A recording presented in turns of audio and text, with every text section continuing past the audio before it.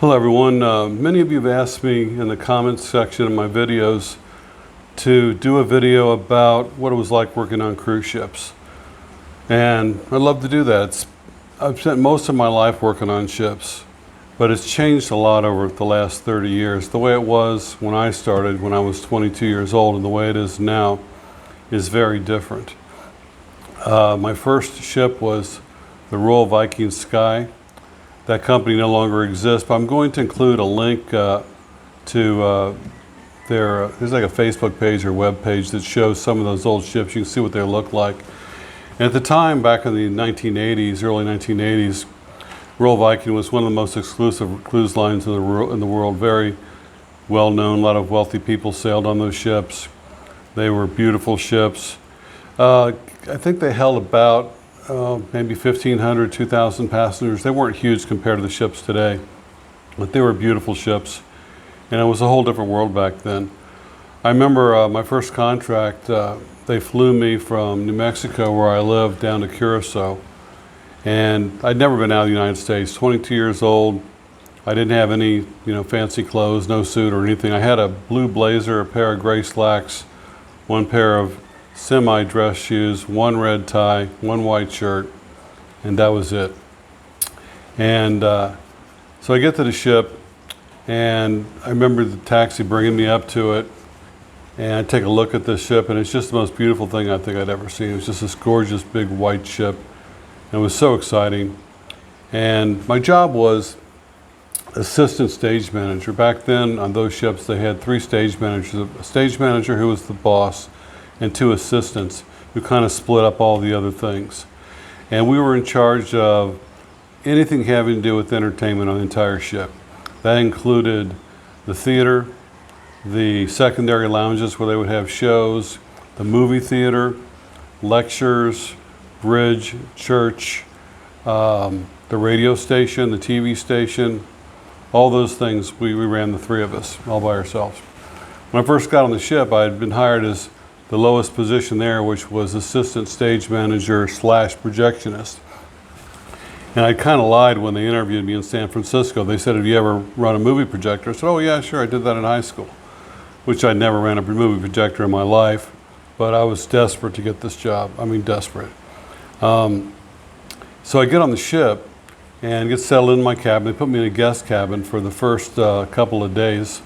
And I go to the movie theater. I was supposed to work that night, show a movie. And I walk in there, and there's these 2 huge German projectors. They're like 9 feet tall and very complicated machines. I'd never seen anything like it in my life. And the guy I was replacing, he was going to be on for one cruise to kind of train me to take over for him. That's the way they do it on ships. They have what's called a handover. I don't remember the guy's name this many years later, but he says, "So you're from America?" "Yes." And he was from Canada someplace. And he goes, "Well, I assume you've never run a German movie projector, right?" I said, "Oh no, I'm just used to the American ones." So he shows me this thing, and he opens up the side of it, and there's all these gates and gears and stuff. I mean, there's probably 10, 15 little gears and slots and stuff in there. And these are big 35 millimeter films. They're like an inch wide, 35 millimeter, I guess, like the same width as film used to be if you had a 35 millimeter camera. And so he shows me how to lace the whole thing up. And there was little things you had to do, like this loop had to be a certain size, and it had to be like, tension here and strength there, whatever. And so what I did was I drew a picture of the whole thing. I said, well, I want to draw a picture of this. So I took my time, I drew a picture, and I wrote in measurements and everything. And in the instructions he told me, I wrote it all down, wrote everything down.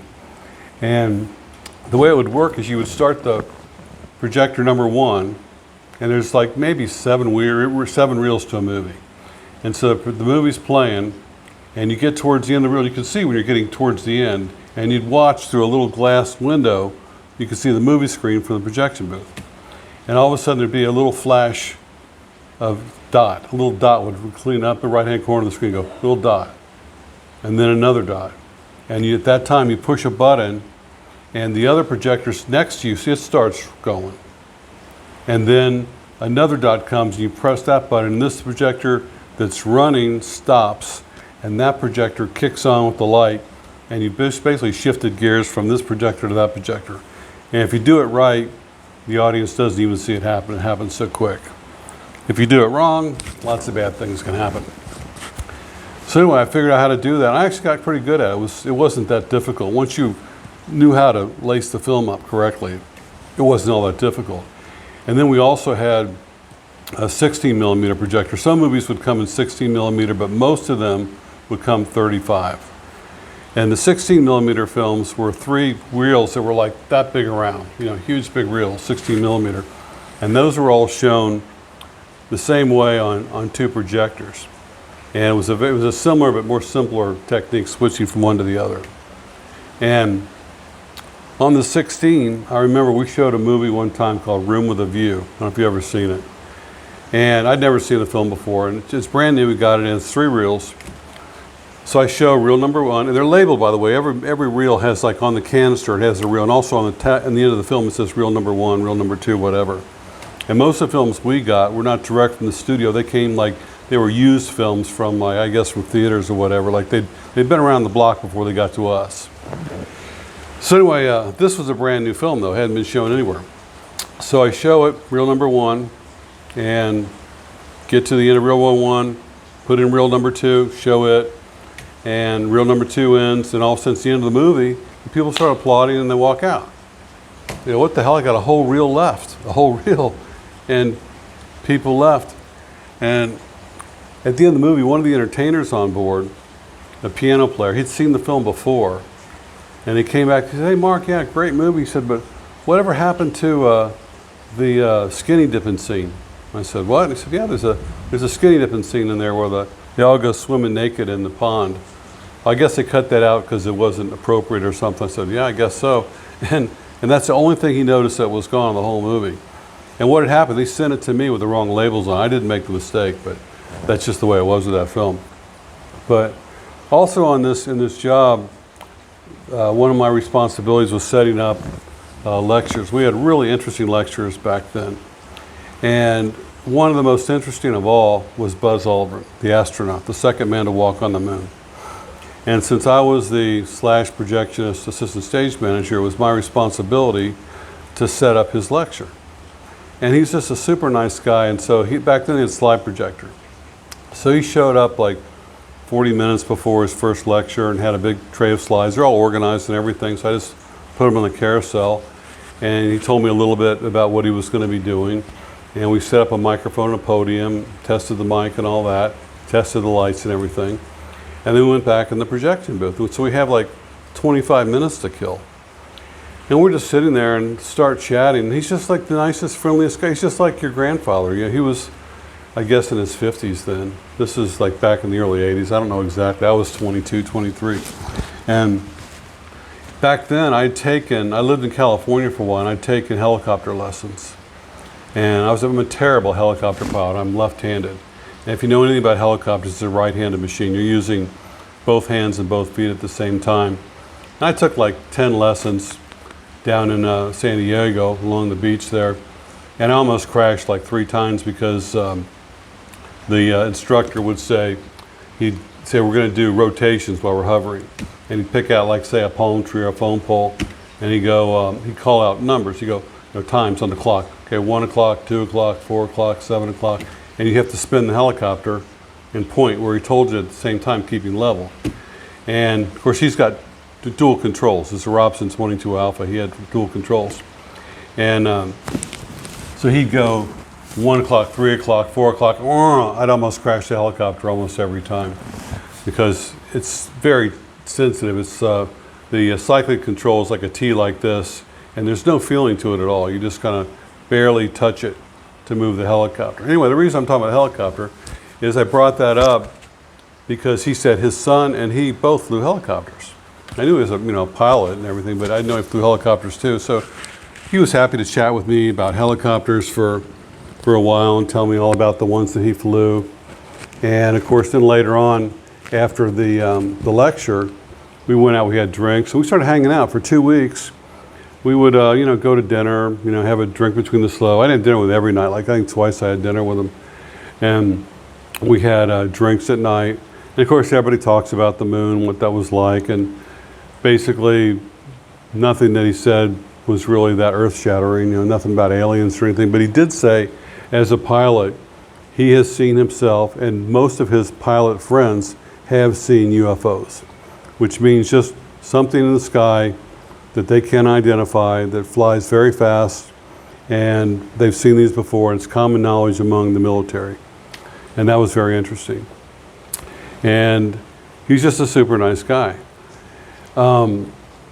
Then the other person that I met on that same ship was Omar Sharif, the actor.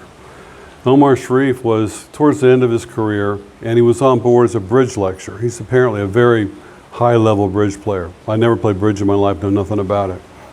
And so he would I'd set up the things for him in the card room when they were playing these bridge tours, and he had a big board, he'd drawn and everything about bridge. But at the time, my girlfriend Ava was a croupier in the casino, card dealer. And every night, Omar had a suite, by the way. And that was part of the deal. They gave him a suite, and they paid him I don't know how much money. And he was on the ship for months at a time. And anyway, he would go to the casino every night and gamble, and he would usually lose. And he would get very upset. He would take the cards and try and tear them up and throw them sometimes. And the problem was they were plastic cards. You couldn't really tear them very easily. And Ava used to tell me about all these little things that he would do, tantrums and stuff. But it was only when he would lose. He wasn't like a bad guy or anything like that.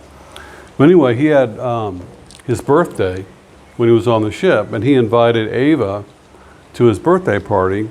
And because he invited her, I got to go along since I was her boyfriend. And so I got invited, through the back door to Omar Sharif's birthday party. And we had, Dom Perignon and caviar and all the other entertainers who were there, in his suite. And it was, a nice evening, but I found out later the reason he had invited my girlfriend was because he had been hitting on her for weeks and trying to steal her away from me. But I didn't care because, I knew he was going to win. So, but, that's the reason I was at the party. But, life back then was different on ships. For example, the first night of a cruise, this is the way it kind of worked. They had a band that would play, and there'd be dancing, captain would make a speech, and this is a Norwegian ship. All the officers were Norwegian, so we would drink aquavit, which is like a potato, made out of potato, alcohol, like a vodka or something, very strong, and they have little shots of it. Everybody would get a shot of aquavit. And the captain make a toast, we'd all do our shots of aquavit, and everybody applaud, and we'd all dance. And so the officers would all be there in their white uniforms, their stripes. And back then, it was perfectly acceptable for men, staff members, to sleep with passengers. You could hook up with, a girl on the ship, passenger, take her back to your cabin. Even if it's in a crew area, no problem, that's okay. You could go to her cabin if you want to. It was perfectly acceptable. And so the way it worked is none of these officers wanted to have girlfriends on the ship because they would get a different girl every cruise. These are 10-day cruises usually, some of them 3 weeks. And so the first time the ship, of the cruise, the senior officers, like captain, staff captain, hotel director, chief engineer, 4 and 3 stripe guys, they got their first crack. So they would go out to the women that were sitting there at the tables around the dance floor, and they'd ask whichever of the pretty ones they wanted to dance, and they'd do their best to pick them up. If they failed, or they moved on to someone else after say 10, 15 minutes, then the second tier of guys, like the 1, 2 stripe officers, entertainment staff, those people, they could go in and take their shot. Those guys could take their shot at the women. And then after they failed or hooked up or whatever, then it was like, the lower staff people who had privileges. Like not everybody has privileges to go to, the main lounge, to drink the aqua. They had drinks in I could go anywhere on the ship. I could even go to the pool. But I was the lowest level of people that could do those kind of things. We were same with gift shop, casino. Back then we had a lot more privileges than they have now on ships. And so then it was, our turn to go out there. And of course, I wasn't doing that because I had a girlfriend. But it was just interesting. And then we would have different days that we had a lot of time off whenever we were in port. I was in charge of showing the TV channel, like all the movies on the TV channel. And there'd be a movie every hour, basically all day long, from 9 o'clock in the morning until maybe 10 o'clock at night. And there was 2 channels. And the way they did it back then, they had all these VCRs in the broadcast center. And so you just put in, you had a schedule. I'd make the schedule up myself, and I had keys to all the cabinet with all the videos. Like I was in charge of all the videos of the entire ship. These are VHS tapes. And so I'd make a schedule, whatever I saw fit, you know, move the movies around every week, however I wanted to show them. Because the main thing you had to keep in mind is the officers were watching this channel too, and they get bored if I just kept the same, you know, schedule every week, because we got new pastors, so it wouldn't matter, but they want to see new movies at different times, so I'd have to, you know, mix it up for them. And so anyway, I want to be able to get off the ship, and you can't get off the ship if you've got to be putting in a video every, you know, hour and a half, 2 hours. And so one of the senior stage managers said, well, Mark, here's what we can do. We can re-record these videos on extended play on blank cassettes or blank tapes. And so he showed me how to take like 4 movies and put them on 1 cassette. And so we would do things like that whenever we were in port, we wanted to go ashore for longer than we were allowed to go. And then the cruise director would have people come in and put tapes on for me. Everybody helped it out, so I had loads and loads of time off when we were in port. But, you know, everybody kind of worked together back then. And we had parties for the crew. They'd have a party at least, you know, every other week. And the whole crew would get together. They'd usually close off one of the lounges. They still do this today. They close off a secondary lounge, and the crew would go there, and they'd have like free beer and wine and like a barbecue and stuff for the crew. And it was just so much fun. I was fortunate enough to have a guest cabin. And what they did is they took the last 4 cabins on the lowest passenger deck towards the aft end of the ship, and those were for entertainers, musicians. And I had my own cabin, very last one. It was on Mediterranean deck. Nice cabin with a big window, not a porthole, window. And when I first moved into the cabin, I started thinking, well, I knew from people who told me that whenever you get on a cruise ship as a staff member and they give you a guest cabin, there's usually something wrong with that cabin. And it's almost like, you know, you were walking around the first day there wondering what's wrong with this cabin. And it seemed fine. And I went in to take a shower like the second day I was there, and I looked down and my feet are in like 3 feet of foam. And what it was is that cabin was right above the guest laundry. And whenever somebody used the guest laundry, the water from the wash cycle would back up somehow through the drain of my cabin. So I had very clean feet. And then the other problem was when we were going through the Panama Canal, the ship goes very, very slow. And they go from the starboard prop to the port side prop. They alternate between the two. They don't use them both at the same time. And I was on the starboard side, and whenever it was that side and going really slow, there was like a real big vibration in that cabin. But aside from that, it was great. I had a guest cabin, had room service and everything. Now the other crew, which I also stayed down there too, you know, on different contracts, you know, doing the same job. I worked for 3 different Royal Viking ships over my career before they were bought by NCL. You would go down to the crew area, and most ships nowadays they call it the I-95 because it's one long passageway corridor with cabins, crew mess, different things down there for the crew, and it's crew only. And every ship has this area. And back then, it was kind of like a dormitory situation where none of the cabins had bathrooms in them. They had a sink in the corner, and you had a room, you had a bed, you know, your closet and all that. Some people had roommates, some people didn't. When I was down there, I had my own room, my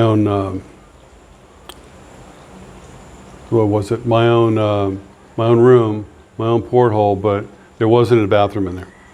And so I was in that cabin for, I think, 2 weeks before I got the guest cabin. The reason is the guy who worked with me, the other assistant stage manager, he wanted that cabin because his girlfriend lived down there. And so I agreed to switch. I actually got the better cabin, but he was willing to take a lesser cabin so it could be down there where the girls were. But anyway, you would like in the morning, you'd get up, put your robe on, you go down to the men's, you know, restroom area, and there were showers in there and sinks and all that, and you'd shower and you walk. See, you know, men, women, you know, we'd be walking down the hallway, some with a towel on, whatever. It very, relaxed way of living, with these people from, 20 different countries coming and going, all young people. And I remember I was on that ship. I'd been there 3 days, just figuring things out, still don't know anything about, ship lives for other countries or anything, and didn't know very many people. Because at that time, the stage manager, my boss, the assistant stage manager, they both had girlfriends, so they were kind of busy with them, so we weren't socializing that much together. And so I'm trying to make friends, with different people, and it's a little tricky when everybody speaks different languages. But anyway, I'm in there like 3 or 4 days. I just got there, maybe a couple weeks, I don't remember. But one night I get this engraved invitation under my door.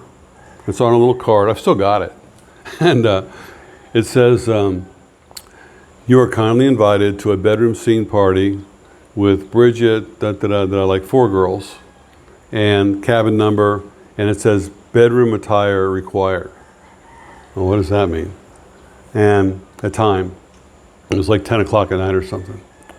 And so, I didn't wear pajamas back then, but everybody had a robe though, because you're walking up and down this hallway, all the time. And so, you can't walk in your underwear. And so I just put on boxer shorts and the robe, and I go down to this cabin, it's not too far from where I was, and I get there, and there's another guy there who was the new lead guitarist in one of the bands, guy from America. And he says he's got his invitation, I got my invitation. And so we knock on the door, and they open the door. I remember the smell of like, candles and perfume and all that, how girls smell. And we go in this cabin. It's a big cabin. There's 4 girls in there, all of them from the spa. And they had wine, they had food, and they invited us in. And it was a really nice evening. I'm not going to go into detail, but I was thinking, I like working on cruise ships. This is going to be great. But it was just great. I mean, you got to talk to people from all over the country, guests and the officers and crew. We had a crew bar that was only open on sea days. So if we were at sea at night, then they'd open the crew bar. Heineken's were like $1. They're still $1, I think, on ships today. And they'd play music and people would dance and you get to meet everybody, and it was just really fun. I went all over the world in that first contract. Started in South America. I was on there for 6 months and ended up doing Mediterranean. I think I even went to Russia on that cruise. And just country after country. And when I picked up this cruise line that I want to work for, Royal Viking, I told this story in another video, but I went into a travel agent and got the brochures for all the different cruise lines. There wasn't that many back then in the 80s. And Royal Viking had these little books, and every page was a different little map of where the ships were going. There was 3 ships. And I said, wow, Europe, South America, the Caribbean, the Bahamas, Northern Europe, all over the world. And that's why I wanted to work for that cruise line. I got to go to all these cool places, get paid for it. I was making $500 a week back then, which was good money in the 80s. No taxes taken out or anything.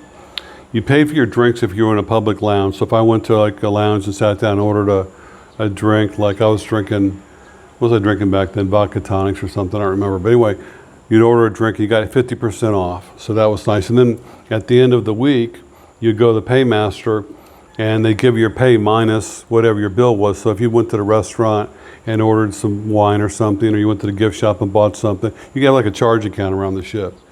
And it was minus that. And you got your money. And you just, by the end of your contract, you had a big pile of money you could take home with you. And it was great. One last story. I've got so many about these ships, but one last story. Let's see how many minutes I'm on here. Yeah, one last story. I was, as stage manager, we sometimes would need paper and pens and things like that for lectures, things like that. And they had like a storage room that was underneath the purser's office. It was like purser's office was on, say, deck 2. The storage unit was on deck 1. And they were connected by a spiral staircase. And there was also a big safe down there. And so I could go in there anytime I wanted. Didn't need a key. The door was usually left open. And so I'd go in there, like say you know, I needed some paper or pens or whatever, 2 o'clock in the morning, I could go in there. And I don't remember what the reason was, but one night I'm in my cabin, I needed something. You know, I used to prepare early for whatever I was doing the day before, so I knew I needed pens or something for a game we were doing or a lecture or something. I'd get it all the night before. So I was prepared. So I went in there and I go in to get the paper, whatever I was getting, and the safe is there. And I look over and the safe is open like about that far. And this is like 1, 2 o'clock in the morning. It's real late. I don't remember, it's 40 years ago. I don't remember the exact time. And then the spiral staircase upstairs, the girl there is asleep, you know, head down, totally asleep. No cameras back then on the ships, nothing like that. And I just look inside the safe. I didn't open the doors, but I could see, you know, and it's just stacked full of money. There must have been $1 million in there. And you're just going, if only I was, you know, a crooked man. But days I'd say, well, gee, I could have like taken so much and mailed it home, you know, would they have ever noticed? But you know, I didn't do it. I didn't take anything, but you know, you're just like, wow, $1 million is sitting right there. Could drop a lifeboat, go off forever. But you know, things like that happen. But later on I'll tell you stories. I've been on ships where there was murders. I've been on ships where there was suicides. I've been on ships where we were in big hurricanes, one of which was actually in a movie, The Perfect Storm with George Clooney. I was in that exact storm on another ship when I was assistant cruise director. So many things happened, but it was just a great life. I never regretted it. You know, I talked about later on in my career how I got ripped off by some art companies I worked for when I was doing different jobs, and they took advantage of me and I lost lots of money. I didn't get the money I was owed. I still made lots of money, but I didn't get the right amount, put it that way. But for all the years I was on ships, I never regretted it. When I was on land, even if I was with my family, after a month or two, I just started thinking about those ships. I started itching, you know, wanting to be back on the ocean. And I just loved being at sea, just loved it. And it's unfortunate now that this coronavirus has shut down the cruise industry. This doesn't exist anymore. Hopefully it'll come back. I know many of my friends are sitting in countries around the world, you know, wondering what's going to happen next. So this is part one. Part two here. When part two comes, a little teaser for part two. I'm going to tell you how I took a monkey from Brazil onto the ship and got that monkey back to America. That's coming up in part two. So have a great day. Bye.